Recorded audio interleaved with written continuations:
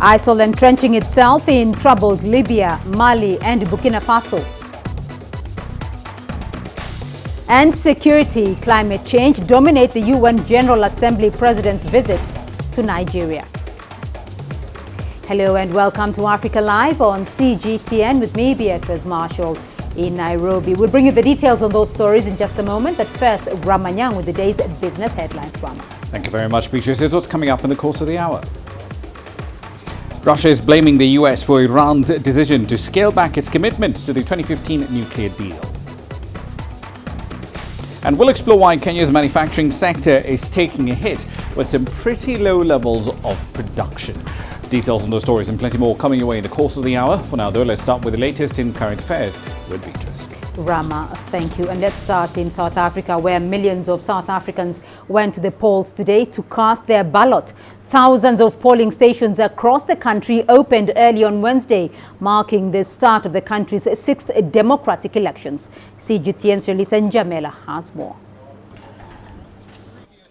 Queues started winding from early this morning. South Africans lined up to vote in parliamentary and provincial elections. According to the Independent Electoral Commission, or IEC, over 26 million people registered to vote in this election. The number one citizen, South Africa's President Cyril Ramaphosa, cast his vote near his home in Soweto. It was a media scramble as the president arrived at his voting station, with onlookers also interested in catching a glimpse of the president. The response of our people to voting is just amazing. The nation and our people are energized to cast their vote, and they can see that with their vote, they are heralding a new dawn, a new beginning. A period of renewal, and it's also a period of hope. The confidence that is just being emitted by our people is just amazing. This is a vote that reminds us of 1994, because in 1994 our people were just as excited as this, because they were heralding a new period, a new future for our country. South Africans showed their keenness in having their voices heard. That's the only way we can ever have a say in what goes on in our country. I think a lot of people actually don't take voting important because they obviously think we've been in democracy for 25 years and nothing has changed, but I think the only way the president will ever hear you and its cabinet is through your ballot. We want a government that will do what we want, because if we don't vote, people are going to do whatever that we want. We'll just be striking, whereas today we had a choice. We have hope that there is a change that's going to come, and the political parties, maybe they've listened to the people, and the people are crying for jobs. The governing ANC has won every parliamentary election since the end of white minority rule in 1994. Opinion polls predict it will again win a majority of the 400 seats in the National Assembly. But analysts predict the party will lose some support. The IEC says the election day has largely been smooth except for protests in some voting stations. Sporadic incidents have also been reported from around the country. As the election winds up, all eyes are now focused here at the IEC's National Results Center. Political party leaders are already trickling in. They want to see for themselves how their parties have fared during this election. Jelisa Njamela for CGTN in Pretoria, South Africa. Well, let's cross over to CGTN's Robert Nagila. He's in Durban for us. Robert, voting for parliamentary and provincial elections has just concluded. So what is next? Well, actually, that process is set to conclude in the next couple of hours. I'm at a polling station at this particular moment, and you still have people trickling in to exercise their democratic right. So we expect that process to conclude at about 9 p.m. this evening, in the next couple of hours, as I just said. Now, immediately after that, the counting of votes will then commence. Once that is concluded, those results will then be transmitted to a satellite center here in Durban, as other provinces will do as well. And once those results have been verified, they will then be transmitted on to the tallying center in Johannesburg. Now, going by what the Electoral Commission had said earlier in the week, we should expect provisional results in the next 3 or 4 days. So we're looking at Saturday, Sunday to begin getting those provisional results from the presidential race. Beatrice? Robert, so how has the voter turnout been, and how did leaders respond to it? There was some suggestion earlier on that the voter turnout might have been rather low. Absolutely, Beatrice. Well, it really depends on where you are at this particular moment. We just had from my colleague Yolisa talking about lines that were winding around streets in Johannesburg. Here in Durban, it was a totally different scenario. In the neighborhoods, people were basically trickling in throughout the day. Now, remember that polling stations opened their doors to voters at about 7 a.m. That was to run up until 9 p.m. So you're looking at about 14 hours of voting. This primarily to also allow for those who are working today to get a chance to come out and vote once they were done with work. But that's 14 hours we're talking about. So you had people trickling in the whole day. So it's a bit difficult to gauge as to how the turnout was. Remember, we're talking about over 26 million registered voters. Now, how much of that number actually turned up today to vote? We'll have to wait for the Electoral Commission, I'm afraid, to tell us once they have all the results. Beatrice? Now, this is the African National Congress's toughest electoral test ever. So how capable is the party in reversing a slide in support from voters frustrated by graft and racial inequalities? Well, that's a really good question, but it depends on who you ask. Now, most polls in the lead up to this election have been saying that the ANC will win this election. However, they're putting it at about 50% of that vote. Now, you go back to about 2014, and they had 62% of the vote. Of course, let's not forget a variation in terms of the number of registered voters then and now as well. But clearly, everyone expects, including the party itself, that it will not do as well as it has done in the past. We had President Cyril Ramaphosa last weekend at the final rally in Johannesburg, admitting that the ANC had made some mistakes, but also saying that the ANC was the best placed party to rectify those mistakes as well. Now, some of the issues that have been making headlines in the run-up to this poll: corruption, you've got the land issue as well, which is a really hot potato down here, and of course the inequality, unemployment, the economy. I mean, there's just a raft of issues. So it's not... if the ANC wins, as is expected, they've got a full entry that they need to deal with as soon as they come in. So a lot to do once this election is over for whoever wins this election. As I said, most polls are predicting the ANC will take it, but not with the numbers that they received in the last election in 2014. Beatrice? And we do understand, Robert, that a large number of youth did not register to vote in this election. So why did millions of South African youth eligible to vote not register to take part in this year's election? Well, that's a really good question, Beatrice. We're talking about the numbers that have been put out there is about 6 million. Now, a lot of that is... some people are saying this is a lot of them, it's more of a boycott because a lot of them are frustrated. There are no jobs. Housing is an issue as well. They're talking about the inequalities. However, in the same breath, there are some young people who also say, as you're about to see in this next story, that the best way to make a change is by voting so that your voice can be heard. Let's just have a look at this next story.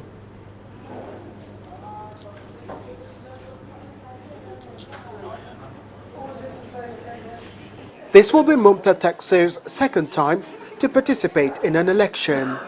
A native of Durban, her first was in 2014, fresh out of school. She is clear why her vote can make a difference. I feel our education system deserves a vote. I'm an aspiring teacher, so I feel it fit that young people who are continuing their studies should have a voice and should voice their opinions, as it's extremely important if we want to make a difference. A 2018 report by the Statistics Department in South Africa says young people between 15 and 34 years make up about 36% of the population. But according to the Electoral Commission, nearly 6 million eligible voters below the age of 30 did not register for this year's poll. Those who did, like Mumta, say each vote counts. Once her identification is established, she casts her vote. For her, it's a small attempt to make a big difference for her future. Like many before her, within minutes she is done. I hope there's a big change. I hope that South Africa betters for itself and its people, especially the youth of South Africa, because we do need a new ray of hope, and I hope this election can bring that to us. The official in charge of the polling station says the process has been incident-free. It's actually been a very smooth morning. We've started on clock at 7, and it's been a constant flow from the time we've opened the station. Unemployment, housing and access to education are some of the reasons many youth have boycotted the polls. But others like Mumta believe the best way for the youth to make a difference is through the ballot. Robert Nagila, CGTN, Durban, South Africa. So, Beatrice, there you have it. There are two sides to this particular story. There are those who believe that their vote will not count because of their experiences over the last several years. And there are those who believe that to make a difference, they need to vote. So whoever comes in, and like I said, it is expected that the ANC will clinch victory in this. They've got a lot of work ahead for them. You've got a huge youth population in this country without jobs. Housing is a serious problem. Service delivery is another issue. The inequalities faced as well. So a lot to do once this election is over. This is just the first phase. Beatrice? All right, Robert Nagila for us there in Durban following the South African election. And we're staying on the South African election for the moment, where 48 political parties are contesting South Africa's 2019 national election. One of the newest and smaller parties is the Good Party, which was established recently by the former mayor of Cape Town, Patricia de Lille. The Good Party claims to have a good plan to fix South Africa and hopes to win at least a few seats in the country's national parliament. Renee Delcam has more. When it comes to contesting elections, the Good Party is still in its infancy. But Good Party leader Patricia de Lille has been around the ballot box a couple of times before. When you make an assessment and you look at, what is the dreams that we dreamt about, that we want this new democracy to be.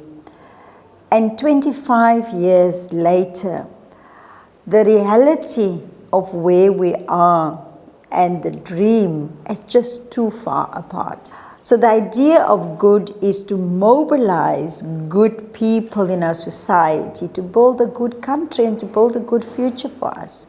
But what chance does the Good Party stand in a country grappling with issues of crime, corruption, poverty and inequality? There are certainly enough good, ordinary South Africans. We're only 4 months old. Our membership is over 105,000 that have joined us already. We're participating in all 9 provinces and on a national level. De Lille now refers to a former party, the Democratic Alliance, as the Desperate Alliance, and is adamant that they had not fired her, but that she'd quit. I will continue to move and fight for this country. I'm a patriot. In whatever capacity, I will fight for my country. I will fight for justice. I will not stop until the day people put me under the ground. I have created this platform, not for myself, but for the younger generation to come and take over. At least 40% of the Good movement is made up of young people. We've got a 5-year plan. So whatever support we get now will be the foundation to continue to build, to participate again in 2021 in the local government elections. So we will be satisfied with whatever support we can get. And de Lille says she's confident that her fledgling party will certainly win a few seats in South Africa's national parliament. Renee Delcam, CGTN, Cape Town, South Africa. Well, let's now look at other stories we're following for you today. The battle over Tripoli has made rival Libyan governments rally their forces to the capital. This has left many parts of the North African nation vulnerable in recent weeks. ISIL appear to have established a stronghold in Libya's south. It appears to be even expanding after its leader announced ISIL's activity in Mali and Burkina Faso. Here's CGTN's Adel Mahroui with more. While Libya's strongest forces are busy fighting in Tripoli, ISIL has significantly grown in the south. It established a stronghold in Al-Fuqaha, a city the group was once stationed in before. ISIL realized that basing itself in one place for long makes it an easy target for the global coalition against it. It has developed a new strategy to drain armies' powers by multiple attacks. They temporarily gain control over cities, then let go, then come back. The danger in Libya is that ISIL enjoys huge infrastructure, maybe stronger than most territories it's controlled before. In his recent video appearance, ISIL's leader Abu Bakr al-Baghdadi declared the group's new establishment in Mali and Burkina Faso. Its presence in Libya's south could boost its influence to stretch beyond the Sahara region deeper into West Africa. ISIL now has more access to African militant recruits. The geographic nature of that desert region makes it more challenging to earn a decisive military victory over the group. We are already seeing all Libya's south vulnerable to ISIL attacks. The group has established good relations with rebels and traffickers in Chad, which indicates it's planning to expand further. After its defeat in Iraq and Syria, it's been believed that ISIL has reached its end. Yet the political instability in Libya has given it a sudden golden opportunity to resurrect. With the political vulnerability of Niger and Chad and its expansion in Burkina Faso and Mali, ISIL could be building a stronger empire than the one it once had in the Levant. Adel Mahroui, CGTN, Cairo. Well, Adel Mahroui is following up that story for us from Cairo. He's joining me now. Adel, how has the void left by the battle for Tripoli helped ISIL establish itself in Libya? Well, as you've heard in the report, basically, because the battle over Tripoli, the eastern government, the LNA forces led by General Khalifa Haftar, have rallied all their forces, or at least most of their forces, towards Tripoli to march forward and take control there. And their counterpart, the Western government, the GNA government of national accord, recognized by the United Nations, and the Islamist militias supporting it, have also rallied their supporters and arms to Tripoli to defend it. So basically what has happened is a security void in most territories, especially the very volatile southern area, which has been mainly lawless since the crisis in Libya began back in 2011 and 2012. And accordingly, that has given ISIL the fertile environment for it to grow. We've seen that similar situation happening in the beginning of the crisis in Libya, where ISIL has been based in the northern Mediterranean cities in Sirte, and then the Haftar forces managed to kick them out from there. But as the fight between the two rival governments intensified during the recent weeks, ISIL didn't have any choice but to have a very stronghold for it, just to grab and build on it a great infrastructure that might help it expand in the entire North Africa and sub-Saharan region. Well, French President Emmanuel Macron and German Chancellor Angela Merkel met UN-backed Libyan Prime Minister Fayez al-Sarraj early today. What did they discuss? Well, basically, Fayez al-Sarraj is in Europe trying to get some support, because obviously Haftar has some strong organized forces that are progressing more or less steadily towards Tripoli. And on the other hand, it seems that international powers are starting one step at a time supporting Haftar. So basically, Fayez al-Sarraj, during his talks with German Chancellor, he basically wanted her to give him some more support on the ground. He's looking to make France take at least an unbiased approach towards the crisis. Sarraj has previously accused Emmanuel Macron, the French president, to changing sides from supporting his UN-backed government to supporting Khalifa Haftar. In general, Khalifa Haftar strength on the ground and the escalating number in his LNA forces has started to make several international powers shifting to at least having more a pragmatic approach with him, as he is the man who has strong control and can move his forces as a form of an organized military. On the other hand, al-Sarraj does not really have any influential power over the Islamic militias, which most of them work independently. So he's trying to get support at least to make Haftar stop the escalations and the military advancement, to sort of try to push forward for a UN resolution to manage and restore calm and work on a ceasefire, and then move to the next step, which should be talks between the two. All right, Adel Mahmouri joining us there from Cairo with that update on Libya. Thank you. You're watching Africa Live. Still ahead on the program. Residents of Mozambique's Ibo Island look to rebuild following a storm. And regional leaders pledge to stick to new timelines on Sudan's unity government formation. For lucrative economic data out of the country, the country's foreign currency reserves. With a dedicated and diverse team of anchors, CGTN now brings Africa to the palm of your hand. I'm Penina Karibe in the heart of Nairobi, which is bustling. From everyday heroes to the continent's most powerful figures, we bring their voices to you. We haven't changed. And this is something most of us are very excited about. We bring you news that's changing perspectives.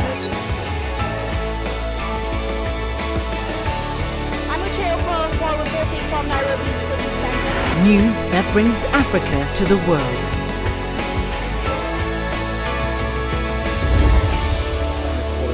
CGTN. See the difference.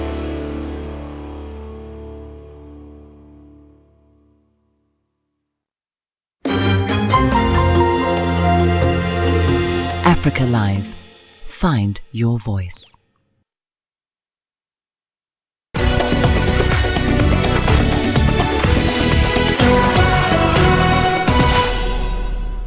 And we continue our coverage of Mozambique, where the country's northern region is now dealing with the aftermath of Cyclone Kenneth. According to government estimates, the storm affected over 200,000 people. Aid agencies and residents of the island are now looking to rebuild. 27-year-old Mariamo is a resident of Ibo Island, one of the worst affected areas in Mozambique. Her home was razed to the ground by the deadly Cyclone Kenneth. The house has fallen, the coconut trees in the yard and other things have been buried, and the cassava can't be found. Victims had to flee to a nearby church when the cyclone made landfall. So many days later, they have nothing to go back to. Some people's TV sets are damaged. The houses collapsed and tables crashed. The house fell with the wind, destroying everything. And now they've embarked on the daunting task of rebuilding. We don't want to do anything now. We just want to fix this new house as soon as possible so that the children can have a place to live. The deadly Cyclone Kenneth left at least 41 people dead in Mozambique, according to the UN Office for the Coordination of Humanitarian Affairs. Brian Toussaint, CGTN. And for more on this story, CGTN's Daniel Arapmoy is in Pemba in Mozambique for us. Daniel, floods from Cyclone Kenneth washed away everything. How is the rebuilding process? Well, thank you very much, Beatrice. We are here in Pemba, Mozambique, where Cyclone Kenneth actually struck. Now, the rebuilding process, given the magnitude of the disaster here, it's very challenging indeed, especially for the people that were affected by the cyclone. And just to remind our viewers here is that a majority of the people that are affected here in Pemba, Ibo and other areas are very, very poor people. And mobilizing resources to rebuild their homes is becoming a huge challenge. We've been speaking to a few of them, and you could actually see by your own eyes that these are struggling people that need a hand of help, and the hand of help can only come from people who are able to assist them. But as we stand right now, majority of the people here are simply trying to look up for the little that was left so that they can survive. But the building process could take quite days, if not weeks or months to come for people to get back on their feet. Daniel, you're painting a rather dire image of the situation on the ground regarding the people there in Ibo and Pemba Island. What are the immediate priorities, though, for Mozambicans? Well, we've been speaking to NGOs that are here on the ground, and what they're telling us is that the immediate need that many of these people require, first of all, is shelter, because their houses were washed away by Cyclone Kenneth, so they remained with virtually nothing. So if you don't have a home where where to lay your head, then that is a big problem indeed. So they're telling us here that the people here will need shelter first, and shelter means that they will need resources to rebuild their homes. They also need water and sanitation, because Cyclone Kenneth destroyed almost everything, water sources. So majority of people here are struggling with clean water. They're trying to find sources where they can have clean drinking water, but there's nowhere, because majority of the areas were vastly affected by Cyclone Kenneth. So they need clean drinking water. The people here also need food. Their gardens were washed away, and remember, these are farmers, these are poor people, local people in villages.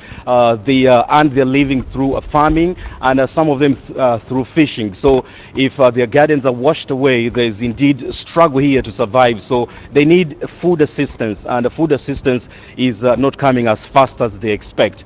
Also, another area that people require is the rebuilding of schools that were damaged, and there are areas here where students or pupils are not able to go to school because their classes were totally damaged by Cyclone Kenneth.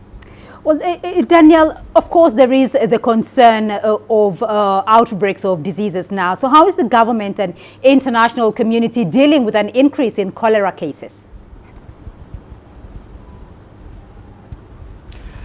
Well, cholera cases has been on the increase, especially since Cyclone Kenneth struck here in Pemba, Mozambique. And humanitarian agencies are trying very much. The government of Mozambique, together with agencies, have set up cholera treatment center, and this treatment center is trying to help those that have already registered signs of cholera, but resources still is the major challenge here. Doctors here say that they will need more resources to be mobilized in order to help the affected people here. The government of Malawi says that they requested for around about $283 million.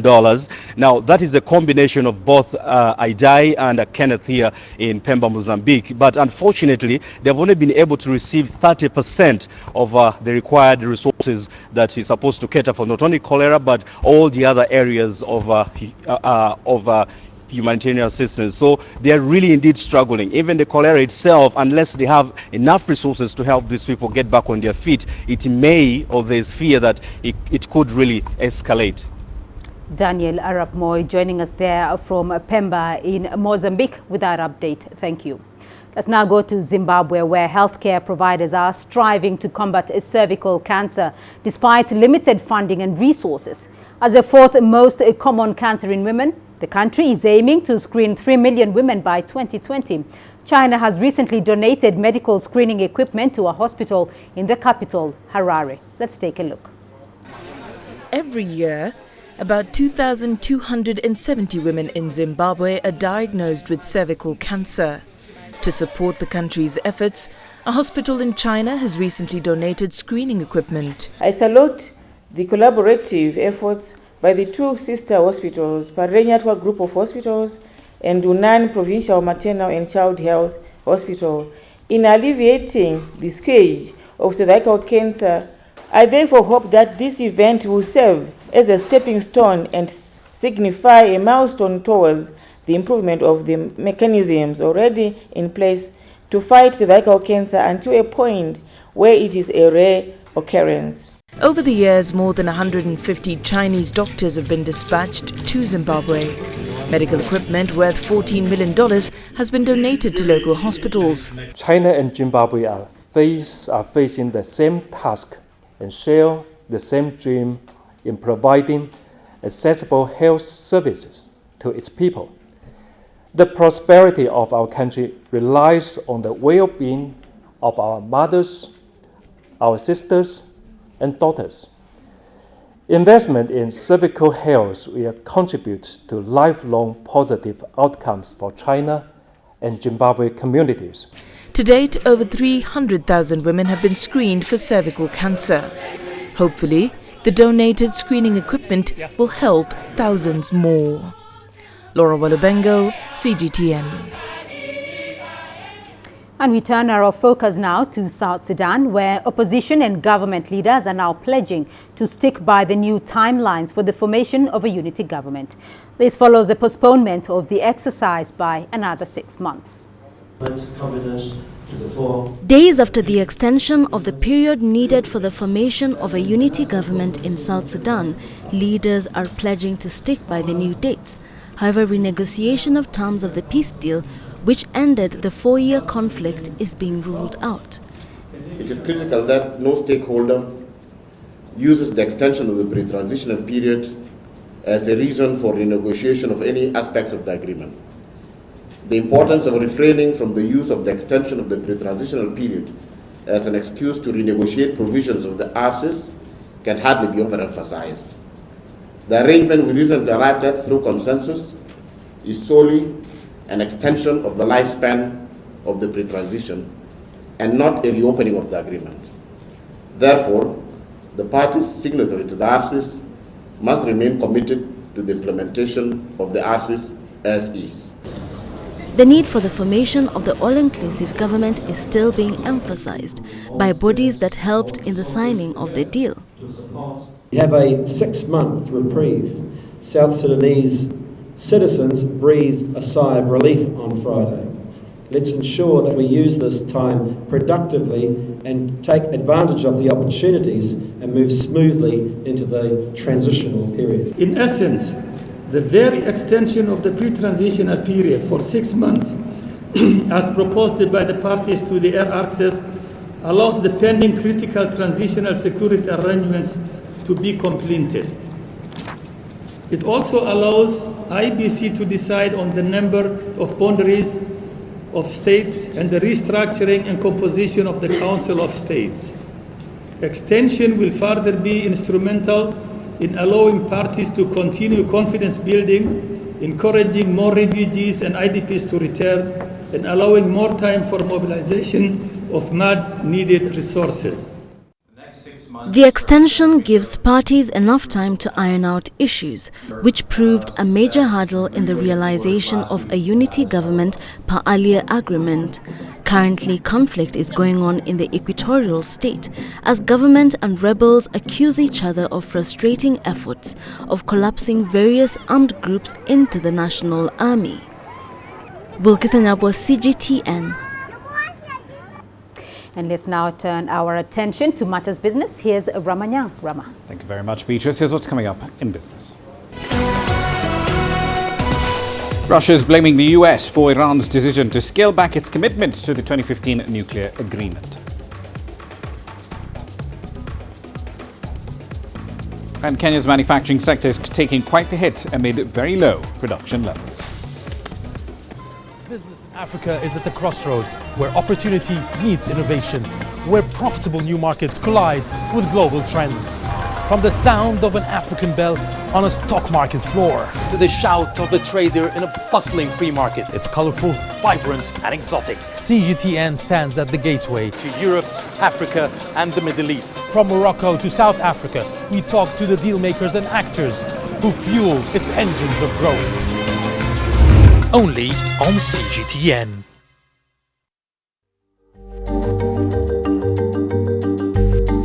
Africa Live. Find your voice.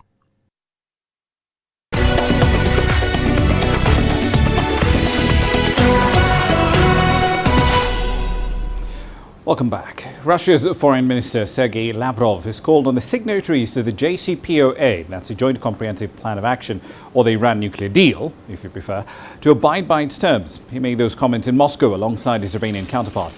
Lavrov said that the situation surrounding the fate of the nuclear accord had been complicated, he said, by what he described as irresponsible behavior from Washington. Mohammad Javad Zarif's visit to Moscow came after Iran said it had stopped respecting the limits on its nuclear activities agreed to under the JCPOA until other signatories find a way to bypass renewed US sanctions.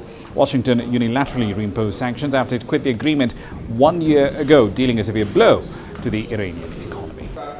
Of course, the situation caused by the United States creates a major difficulty both for fulfillment of obligations given by the participants of the deal to the Islamic Republic of Iran and non-proliferation regime in general. Our country and Russia are the two countries which are committed to the Joint Comprehensive Plan of Action, and we have demonstrated our commitment in practice. Many other countries are only declaring their commitment but have not taken any measures so far.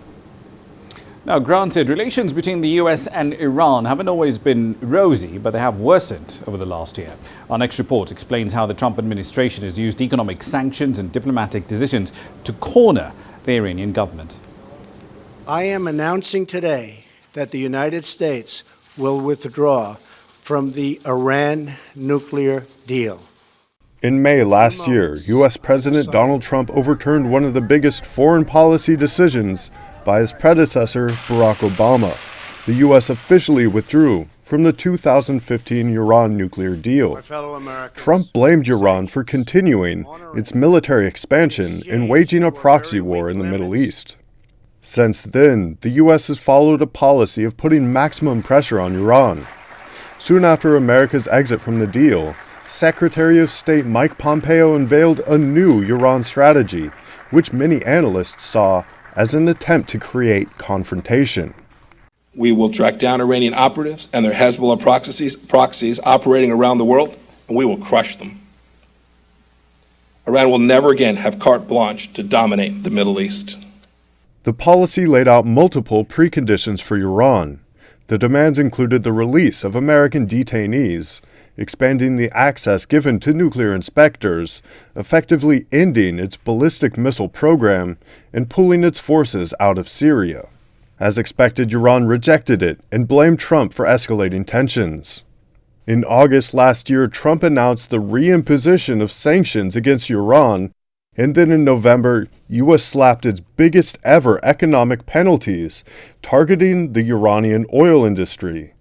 Any company doing business with Iran would be banned from doing so with the United States. Just last month, Trump stepped up the pressure by designating Iran's elite force, the Revolutionary Guards Corps, as a foreign terrorist organization. Iran responded by labeling American forces in the Middle East as terrorists. Also last month, Iran threatened to close the Strait of Hormuz, a strategic waterway which carries a fifth of the world's oil shipments. But the Trump administration remained unfazed. Last week, the U.S. refused to provide any further waivers to the biggest buyers of Iranian oil, inflicting another blow to the Iranian economy. With Nye and Seth, Timothy Ulrich for CGTN.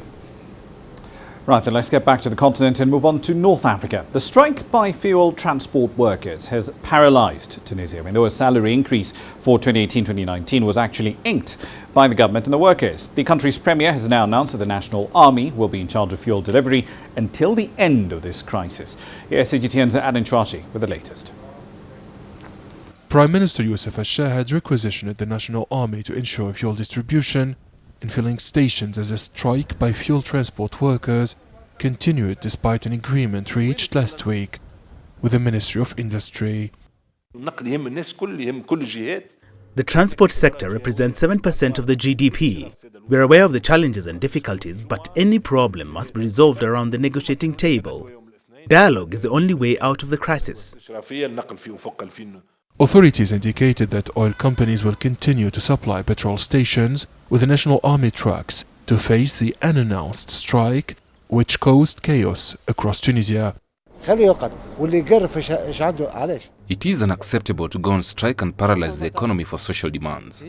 Millions of Tunisians are paying a heavy price for the irresponsibility of syndicates. The Ministry of Transport announced that over 1 million people have used public transportation in the capital city Tunis. Many drivers have abandoned their cars. My car ran out of fuel. I had no choice but to take the bus and the metro to go home. Now I can't work. I hope the fuel crisis will not last any longer. It's a chaotic situation. The National Army's scheduled trips during the weekend have risen to 450. 350 trips are usually operated daily to supply the country with fuels. The Tunisian government has held a national dialogue on transport. All stakeholders from the private and public sectors have attended the event to discuss the main challenges and problems facing this vital sector. All participants have denounced the recent strike of fuel transport workers, which paralyzed the country. Adnan Shawishi, CGTN, Tunis. Up in East Africa, Kenyan manufacturers are largely operating well below capacity, and they say economic growth prospects are fairly dim due to a combination of factors: a cash crunch, drought, and as yet unchecked corruption. That's according to a survey carried out by the Kenyan Association of Manufacturers in the first quarter of the year. That survey found that 47% of respondents are operating at about half of their capacity. 33% and another fifth of those respondents were operating either at installed capacity or near full capacity, respectively. Authorities in Nairobi say they want to boost manufacturing share of GDP to 15% by 2022. The most recent figure puts it at less than 10%. However, it's currently struggling to even make the most of what is available due to high electricity tariffs, illicit imports of goods, persistent dry weather, among other factors. Still in East Africa, Parliament's Transportation Committee has opposed a proposed takeover of the country's main airports, that's Jomo Kenyatta International Airport in the capital Nairobi, by the loss-making carrier Kenya Airways. The committee argued that the carrier has to stick to its core business of ferrying passengers and cargo from one point to the another, and it's adding that JKIA is a security installation that should not be handed over to a private entity. Last year, the cabinet backed a plan to hand over management of this profitable airport to the loss-making national carrier. The argument made at the time was that it would revitalize the flag carrier's fortunes. Kenya Airways wants to emulate rival carriers who operate airports by taking advantage of profitable services like catering, fuel distribution, cargo, and maintenance. For the South, the retailer Steinhoff expects more doom and gloom to follow the release of its long-awaited 2017 numbers. The company posted a net loss of $4 billion in the 12 months to end September 2017. The retailer has also delayed the release of its results several times as it awaited the findings of an investigation into its past results by PricewaterhouseCoopers and its external auditor, Deloitte. Steinhoff had to put off the publication of its results after reports of a $7.17 billion accounting fraud. It first disclosed the holes in its accounts in December 2017, shocking investors who had backed its transformation for years from being a small South African company to a multinational retailer. The Transnet chair, Popo Molefe, has taken the stand before the Judicial Commission of Inquiry into state capture. His testimony comes as the inquiry turned its attention to allegations of fraud, corruption and kickbacks at the state-run freight and rail group. Molefe described the capture as a sophisticated operation that was put in place after Brian Molefe was appointed as CEO in 2011. CGTN's Angela Coppola was at the hearing. Molefe was appointed Transnet chair in May 2018 by President Cyril Ramaphosa. He and the board immediately began looking at the business, identifying the problem tenders. It is not an exaggeration to state that the board was astonished by the widespread corruption and willful disregard of the rules. So these rules pertain to policy on procurement, processes that must be followed by various procurement, supply chain management structures, each one of which had a defined role. Several NGOs have been conducting their own investigations, using the so-called Gupta Leaks emails to compile their reports. ALTA did an extensive investigation, more so on the individuals that were involved in especially the acquisition of the locomotives, and we have submitted our report to the Commission. There are sensitive information that we cannot make public at this stage, but I am sure that with time everything will come to the fore. Molefe named the key senior Transnet individuals involved in alleged corrupt and fraudulent activities. These were Mr. Brian Molefe, Mr. Anoj Singh, and Mr. Siyabonga Gama. The records and exhibits will show that they signed for some of these big and irregular contracts, including deviations or confinement, even changing the procurement evaluation criteria for some of these tenders in order to facilitate entry of those companies which were their darlings.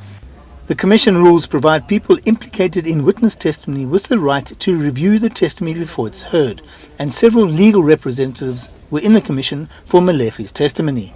Hopefully these individuals, I'm sure that they were implicated in the chair's affidavit, that they will come forward and tell their side of the story. It's important that we hear what is their side of the story in this whole Transnet debacle.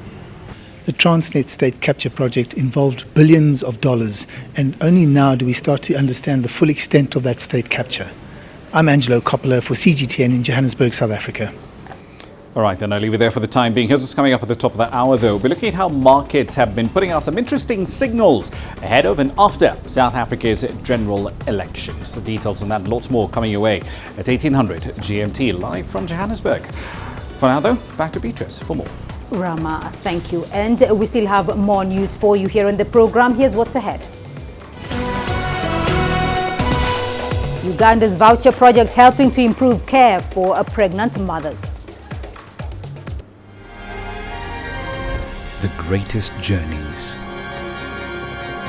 the greatest sights, the greatest adventures. Here in Tunisia, this weir allows the locals to walk on water. We're far more than just TV news. We're your passport to the wonders of Africa. To bring you stories of struggle, survival and hope.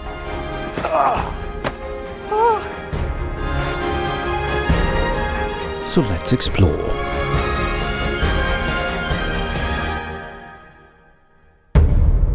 CGTN. See the difference.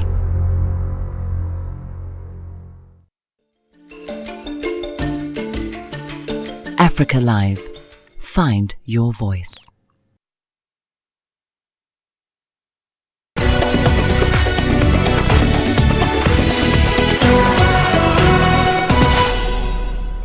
Uganda's reproductive health voucher project is helping to improve care for pregnant mothers. The project, dubbed the Magic Voucher, helps women access antenatal care at a subsidized cost. So far, over 150,000 mothers have benefited from the project. Here's CGTN's Hilary Ayesiga. Harriet Wayonda checks in for antenatal services. But doctors here have discovered she also has malaria, which could affect her pregnancy. She will spend a night at the hospital. In order to manage her medical bills, Harriet has purchased a health voucher. This card is helping us a lot. Even if you don't have money, the health workers will attend to you. A voucher costs about $1.06. The government sells the voucher at a subsidized cost to pregnant mothers. Expectant mothers here can now access care at an affordable fee. Health workers here say the system is helping women have safe deliveries and also reduces on maternal death. The voucher has 4 coupons that caters for all antenatal visits. And each time a pregnant mother visits, a coupon is stripped off. Poor women in the communities have been having a challenge to access maternity services, either from the private or sometimes the public. And so this program is coming to make sure that we remove the financial barrier. We pay for their bills, and they are able to walk in the facility and get a service. Statistics from Uganda's health ministry show that for every southern birth, there are just over 3 maternal deaths. It's now hoped that this new initiative will bring down the numbers. Actually, the number of delivery here on voucher, it goes to 100. That is a month. We can get that. Yeah. The project, funded by World Bank at a tune of $17 million has been running for 4 years now. It's being piloted in the western and eastern part of the country. Health officials now plan to roll out the program countrywide with hope that the lives of more pregnant mothers like Harriet could be saved. Hilary Isga, CGTN, Eastern Uganda. Let's now take a look at your sports news. Here's what's ahead. Ajax hosts Tottenham Hotspur in a crucial Champions League final spot decider.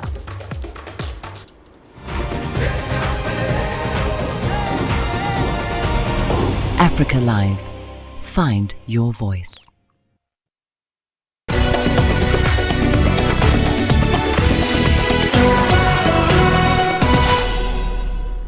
Tottenham will be hoping for a comeback when they play Ajax for the second leg of the Champions League semi-final in Amsterdam on Wednesday night. Spurs trained at the Johan Cruyff Arena on Tuesday in preparation for the crucial match that could see them reach the final. In the first leg in London last week, the Dutch side